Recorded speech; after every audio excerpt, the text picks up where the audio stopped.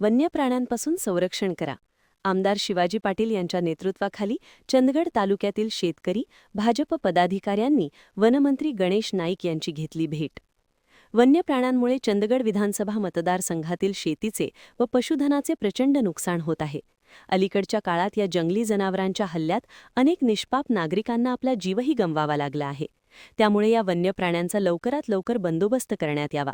या मागणीसंदर्भात चंदगड विधानसभा मतदारसंघाचे आमदार मानश्री शिवाजीराव पाटील यांच्या नेतृत्वाखाली चंदगड विधानसभा मतदारसंघातील शेतकरी बांधव व प्रमुख भाजपा पदाधिकारी यांची राज्याचे वनमंत्री मानश्री गणेशजी नाईक साहेब व वन विभागाच्या प्रमुख अधिकाऱ्यांसमवेत नवी मुंबई येथे बैठक पार पडली.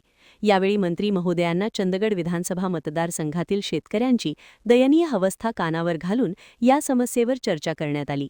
तसेच यावेळी लवकरात लवकर या वन्य प्राण्यांचा बंदोबस्त व या समस्येवर कायमस्वरूपी उपाययोजना करण्याची मागणी करण्यात आली. चंदगड तालुक्यातील वन्यप्राणी नुकसानग्रस्त शेतकऱ्यांनी जंगलामध्ये वन्य प्राण्यांसाठी चारा व पाण्याची व्यवस्था करा. तसेच वड, पिंपळ, जांभूळ, हिरडा, चिंच इत्यादी झाडे लावा.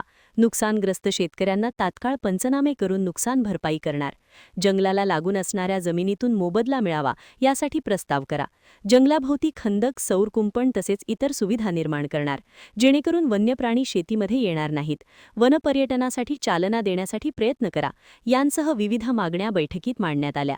यावेळी सर्व मागण्यांवर मंत्री महोदयांनी व वन विभागाच्या शासकीय अधिकाऱ्यांनी सकारात्मक विचार करत चंदगड विधानसभा मतदारसंघातील शेतकऱ्यांचे वन्य प्राण्यांमुळे होणारे नुकसान टाळण्याकरिता लवकरात लवकर उपाययोजना करण्यात येतील असे आश्वासन दिले. महान कार्य न्यूजसाठी चंदगडहून प्रकाश ऐनापुरे.